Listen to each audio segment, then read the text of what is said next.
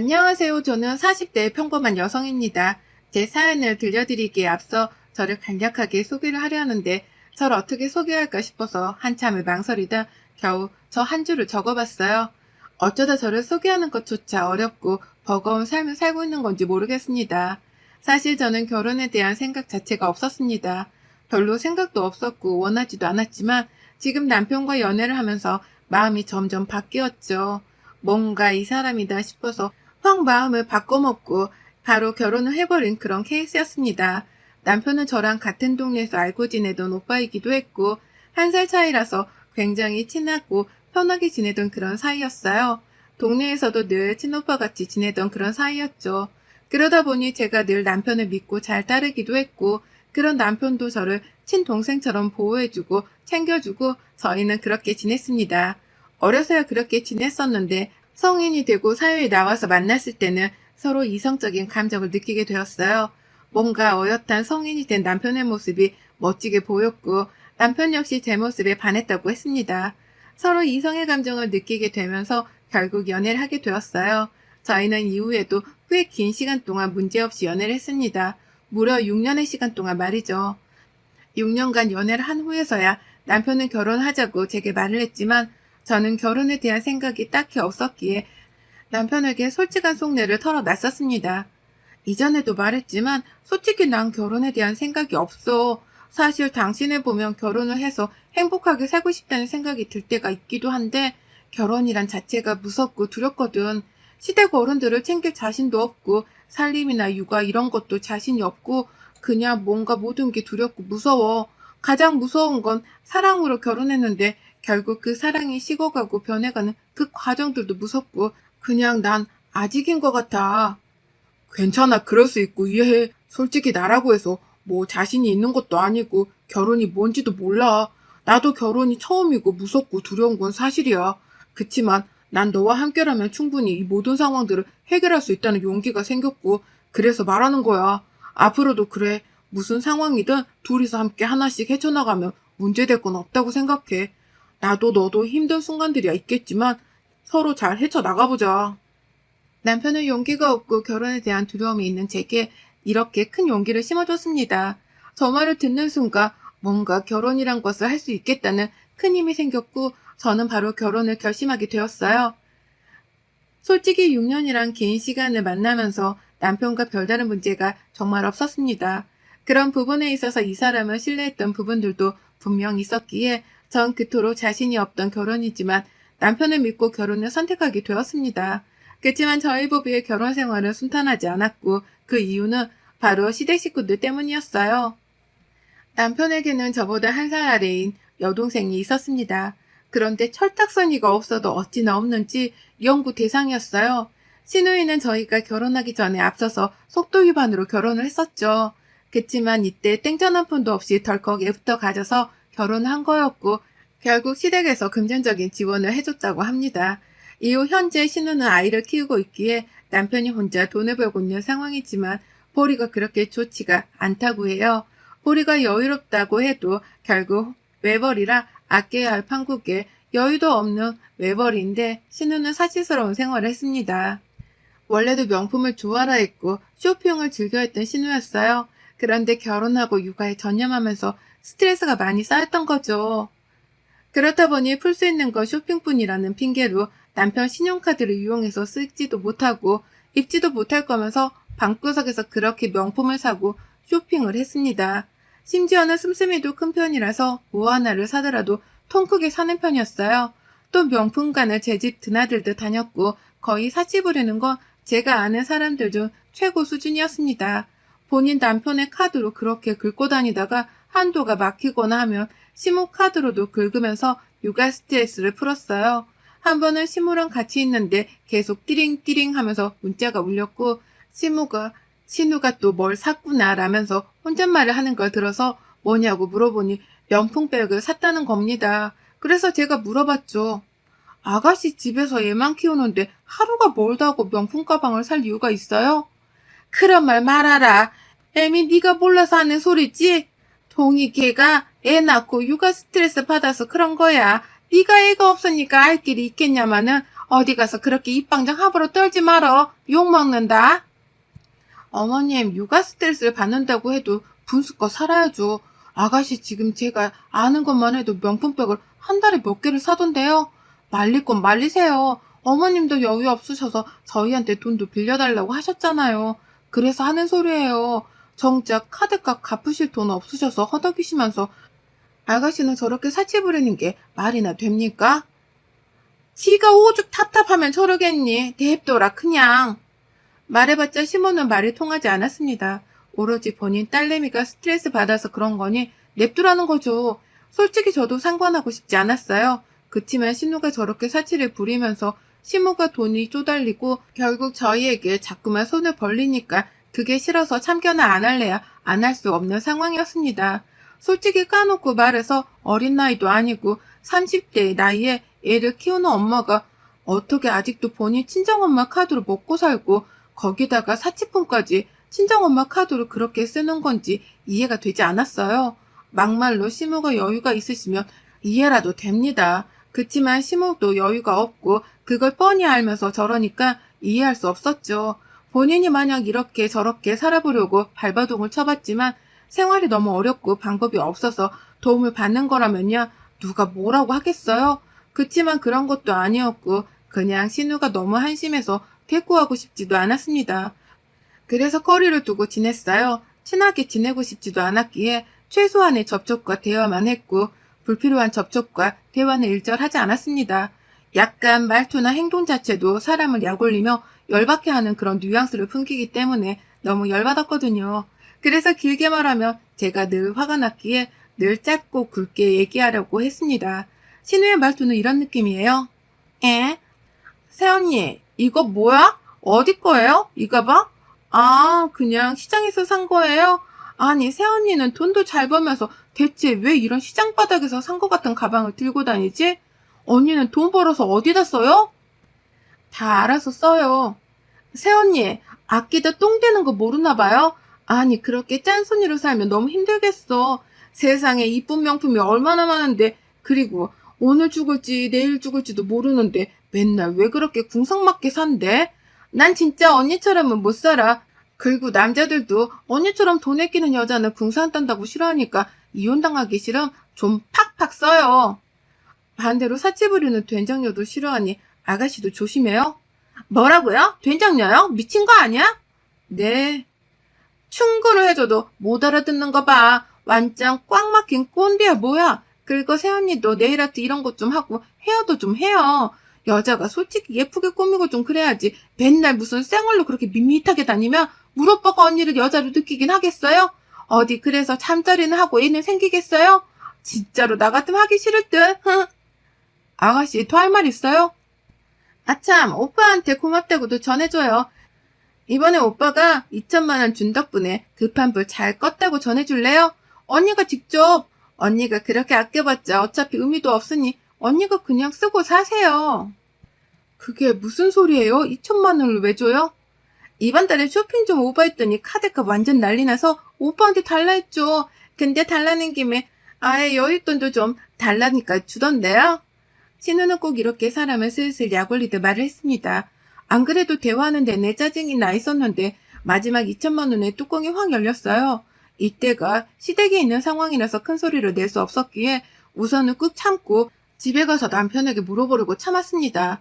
그런데 시댁에 있는 내내 신우는 일부러 저러는 건지 눈치도 없이 저를 자꾸 살살 긁었고 시모도 거들었어요.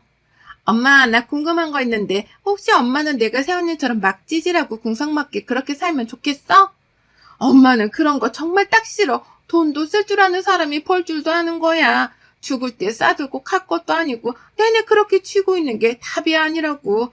그리고 통이 너는 애초에 엄마가 언제 돈 모으라고 압박한 적 있냐? 늘 너 하고 싶은 거 하고 살으라고 했지? 안 그래? 새언니가 말한 대로 사치 부리는 된장녀가 되려면 우리 엄마 가정교육을 욕하는 꼴인데 어떻게 아직도 그렇게 생각하는 건 아니죠? 뭐? 사치 부리는 된장녀? 누가 너한테 그딴 소리를 했어? 아, 새언니가 아까 나한테 그러더라고. 사치 부리는 된장녀라고. 진짜 깜짝 놀랐잖아? 애미나 동이한테 정말 그렇게 말했어? 사치 부리는 된장녀라니. 미친 거 아니냐? 이게 진짜 이뻐해줄래 이뻐해줄 수 없게 만드네. 네가 뭔데 남의 집 귀한 딸내미한테 된장이네 뭐네 하고 있어?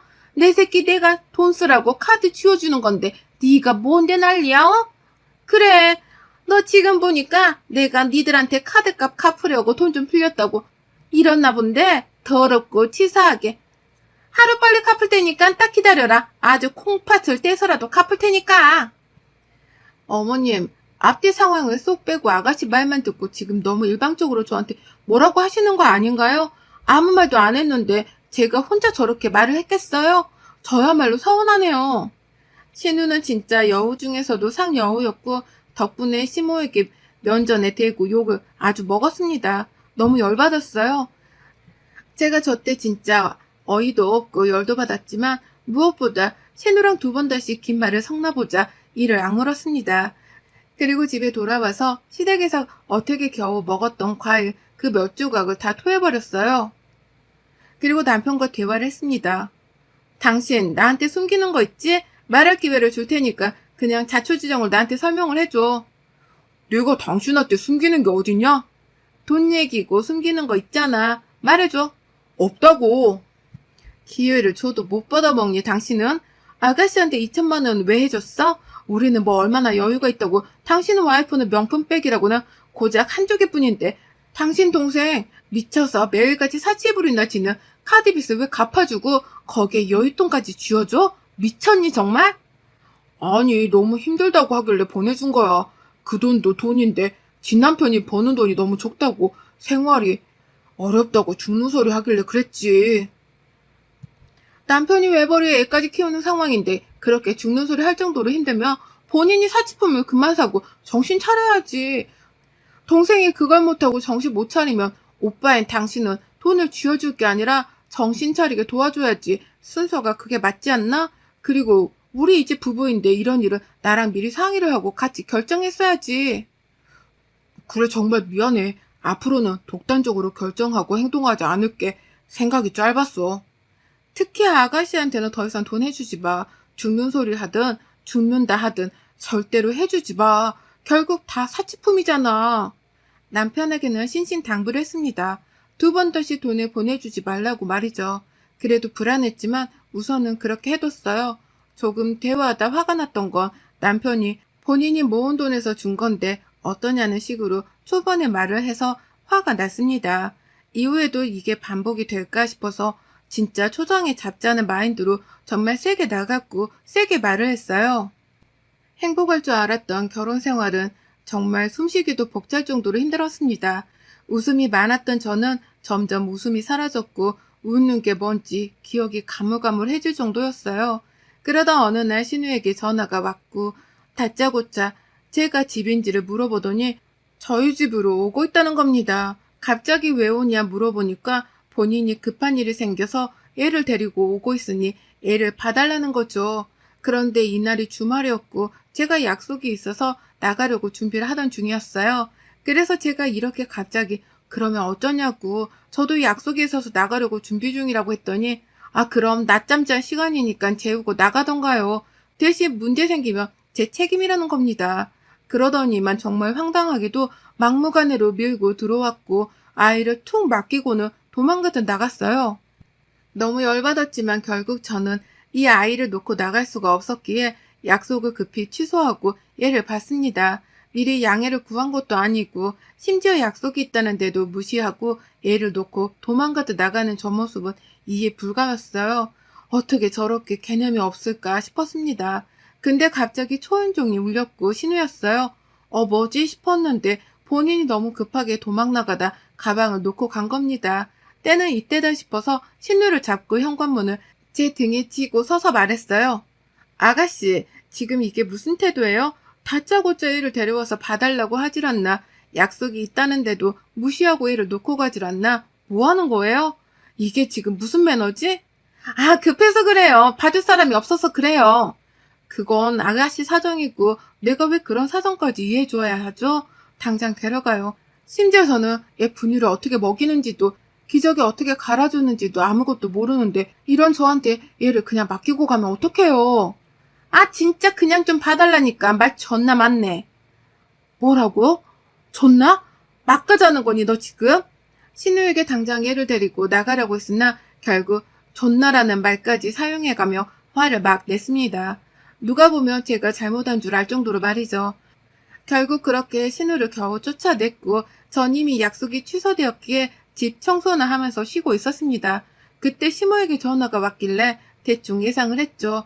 그새 또 쪼르르 가서 고자질했구나 싶었습니다. 혜미 너는 애가 어쩜 그렇게 싸가지가 없냐 어? 네가 애를 안 낳아봐서 모성애도 없고 뭐고 없는 건 알겠는데 하루를 파달라는 것도 아니고 잠깐 파달라는 게 어렵니? 그게 그렇게 어려워서 나가라고 그 난리를 친 거야?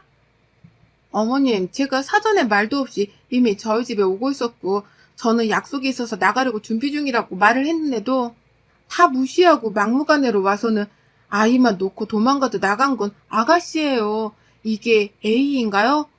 그리고 제가 애 엄마면요. 기저귀도 갈 줄 모르고 애 분유 먹이는 방법도 모르는 저 같은 사람한테 불안해서 단 30분도 애 못 맡겨요. 안 그래요? 어차피 낮잠 잘 시간이었다잖아. 그딴 걸 다 떠나서 네 신우가 파달라면 파주는 거지.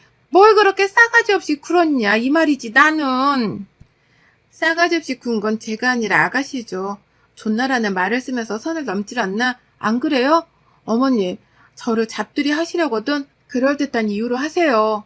조용히 안 해? 애미 너 CM 이야기를 개똥으로 알지? 아주 웃기고 웃음냐?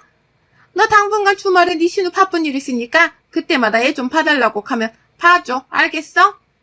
시모는 너무 뻔뻔하게 제게 신우애를 그것도 주말마다 봐주라고 했습니다. 진짜 화가 났어요. 그런데 더 웃긴 건 정말 주말마다 신우는 시간도 불규칙적으로 본인의 애를 저희 집으로 데리고 왔습니다. 원래 남편이 주말마다 당구를 치러 나가곤 했고 그럼 저는 집에서 홀로 쉬거나 친구들을 보러 나갔어요. 그런데 집에 애가 와 있으니 이도 저도 못하고 너무 스트레스를 받아서 남편에게도 나가지 말고 애를 보라고 했습니다. 애는 죄가 없으니 예뻤어요. 그치만 신우와 시모가 너무 싫었습니다. 그런데 주말마다 애를 맡기고 대체 뭘 하는 건지 이상했어요. 똑같은 시간에 애를 맡기는 거면 이해라도 하겠는데 매번 시간도 다르고 대체 뭘 하는 거지라는 생각이 들었습니다. 신우가 분명 또 이상한 짓을 할 거라는 생각이 들어서 저는 캐보기로 했고 충격적인 사실을 알아냈어요. 알고 보니 신우는 바람을 피고 있었습니다. 그런데 단순 바람도 아니고 시모도 이 사실을 알고 있었고 둘이 결혼을 시키려고 아주 난리도 아니었어요. 딱 봐도 귀티가 나는 게 여유가 있는 남성분처럼 보였습니다. 그러니 시모와 신우가 홀딱 빠졌겠죠. 머리부터 발끝까지 명품의 외제차에 신우가 평생 사랑할 수 있을 것 같은 이상형이 따로 없는 남자였습니다. 그치만 이미 남편이 있는 신우였고 시모까지 이 사실을 함께 하고 있다는 거에 너무 놀라웠어요. 무엇보다 아이가 있잖아요. 우선 대체 이걸 어떻게 해야 할까 한참을 고민하다가 남편에게 슬쩍 말했어요. 처음에 남편은 그럴 리가 있냐면서 절대 믿지 않았어요. 그치만 제가 여러 사진들을 보여주고 하니 그제서야 미친 거 아니냐고 정말 질색을 했습니다. 저희 남편이 다른 건 몰라도 배우자를 배반하고 바람피는 이런 행위를 굉장히 혐오하는 사람이거든요. 그런데 본인 여동생이 그런 행동을 한 것도 모자라서 본인 엄마가 함께했다는 것에 얼마나 충격을 받았겠습니까?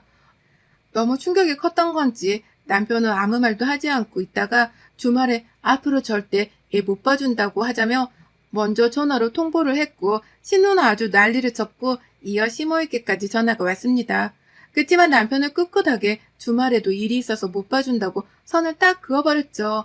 이후에는 누가 봐주는지는 모르겠지만 저희가 봐주진 않았습니다. 그리고 남편이 그래도 본인의 엄마고 동생이니 나서서 말리겠다고 하더군요. 그 심정을 이해하니까 그러라고 했습니다. 대신 저는 뒤에 조용히 빠져 있겠다고 했어요. 제가 참견해서 좋을 게 전혀 없으니 말이죠. 그렇게 남편이 시모와 신우를 집에 불렀고 함께 대화를 했으나 통하지 않았고 정리를 하라는 남편의 말에 신우 인생에 두 번 다시 오지 않는 로또 같은 남자라며 신경 끄라는 말과 함께 둘이 나갔죠. 그리고 며칠 뒤 울면서 전화가 왔어요. 알고 보니 그 남자는 사기꾼이었습니다. 부자는 개뿔, 이런 호구 같은 여자들에게 접근해서 사탕발림을 하고 결혼 준비를 하며 본인의 재력을 어필하고 투자해볼래? 라며 자연스레 접근해서 투자를 하게끔 유도하는 방식이었습니다. 결국 시모와 신우는 대출까지 받아서 투자를 했고 돈 가지고 도망간 거예요. 이어 남편도 바람핀 사실까지 모두 알았고 신우는 집에서 쫓겨나며 이혼당했습니다. 결국 신우는 시모와 함께 살게 되었는데 애도 알아서 키우라고 해서 애까지 키우게 되었죠. 이제야 정신을 차린 건지 그간 사왔던 명품들을 다 처분하고 생활비를 만들어서 어떻게든 먹고 살려고 하는 중입니다. 사실 저렇게 팔아서만 먹고 살려고 할 게 아니라 일을 해서 먹고 살 생각을 해야 할 텐데 말이죠. 그리고 저희 남편은 그런 계략을 벌인 신우와 시모가 너무 소름 끼치고 무섭다며 연락을 피하고 거리를 두고 있는 상황이에요. 여러분의 생각은 댓글로 남겨주세요. 오늘도 시청해 주셔서 정말 감사합니다. 오늘도 즐거운 하루 되세요.